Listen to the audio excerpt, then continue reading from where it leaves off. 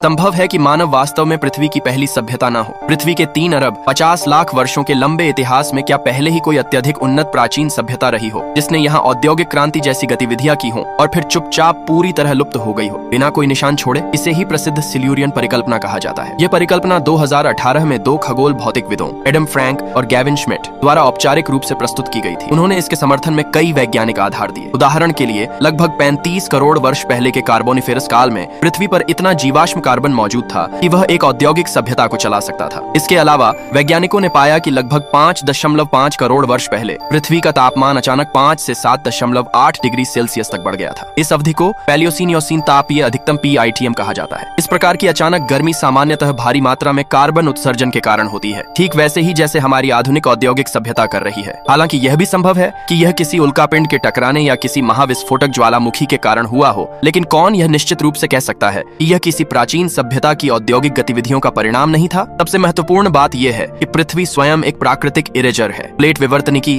अपक्षय, क्षरण और अवसादन जैसी भूवैज्ञानिक प्रक्रियाएं लगातार सतह को मिटाती रहती हैं। कुछ लाख वर्षों में ही सभ्यता 2 के अधिकांश निशान समुद्र के नीचे दब सकते हैं, फिर पर्वत बन सकते हैं और अंततः पूरी तरह गायब हो सकते हैं। यह वैसा ही है जैसे समुद्र तट पर रेत का महल बनाना, ज्वार आने के बाद उसका कोई निशान नहीं बचता। और पृथ्वी की भूवैज्ञानिक शक्तियां समुद्र से कहीं अधिक शक्तिशाली हैं। तो फिर वैज्ञानिक इस परिकल्पना को गंभीरता से क्यों लेते हैं?